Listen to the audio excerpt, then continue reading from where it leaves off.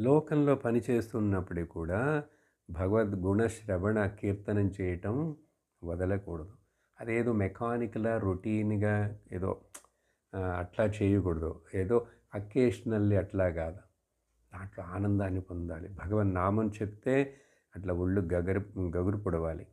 కొంచెం సేపయినా సరే, ఇది ఏదో యాంత్రికంగా ఇన్ని సార్లు జపం చేశాను ఇట్లా అని కాదు. ఏదో ఎప్పుడో ఒక ఆయన వచ్చాడు, ఎప్పుడో పాడాడు, వెళ్ళాడు.